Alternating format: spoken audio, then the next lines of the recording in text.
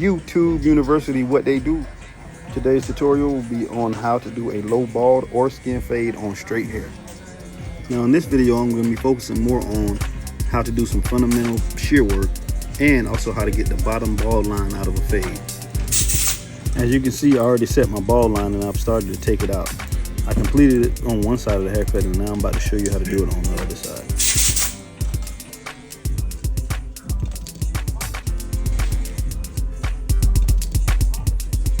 As you can see, there's still a line at the bottom. I start with my clipper and the lever all the way open, just kind of using the corners when I got to get in tight spots. Always use your offhand to hold a ear down. I always tell people this is one of the most important things. So you, for one, don't cut the client, and for two, you can see a full canvas. That way you're not trying to guess.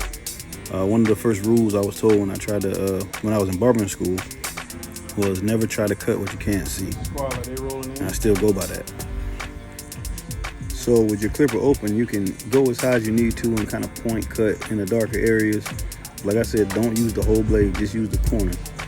As you can see just now, I click my lever up. The closer you close your lever or make your cutting blade, the lower you go to the line. You don't go as far up when your cutting blade and guide blade are closed.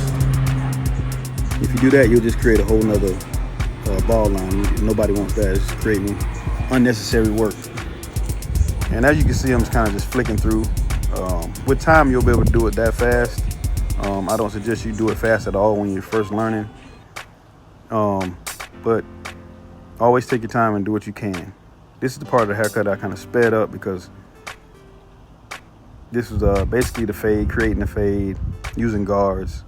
This is not your bottom bald line. This is just taking out lines of demarcation or basically fading, using your guard system.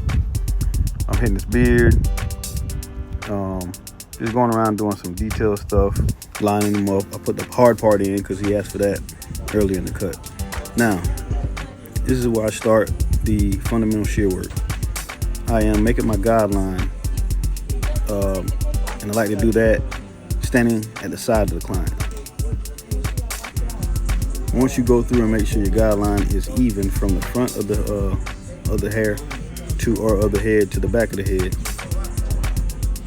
then you can turn your client around and use that same guideline for the left and the right side of the head. Now, mind you, this is not the terms that they teach you in barber school, man. I'm just kind of trying to show you in layman's terms for real, like, as we go. So as you can see, I'm using my middle guideline, the middle part of my guideline, to cut what would be his right side of his head. After I have that all even from the middle part, I'm going all the way to the parietal ridge. You comb that out, pull the hair up, and use the last portion of the guideline to even out the cut.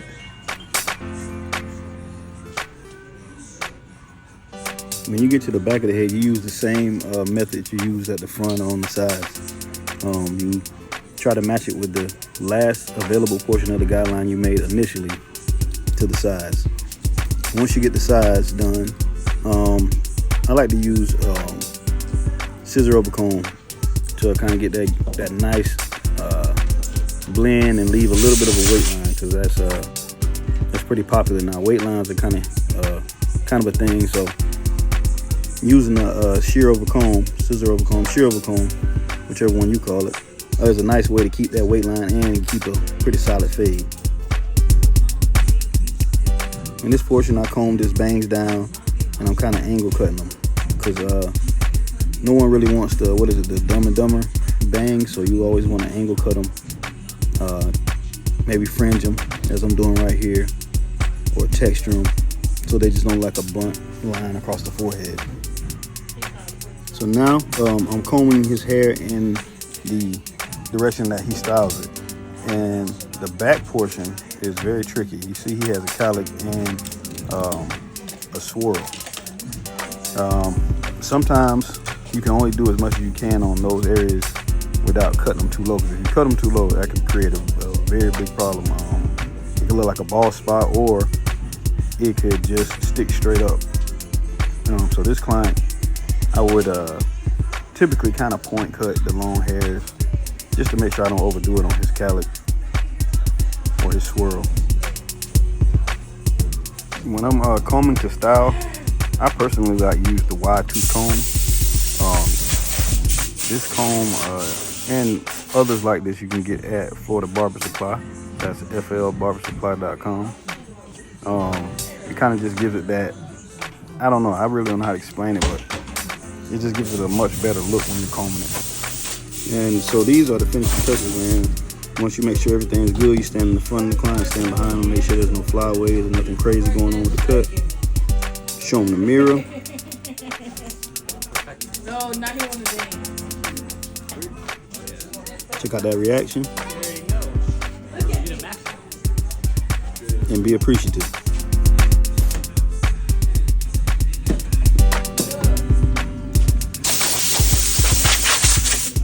Yes, sir.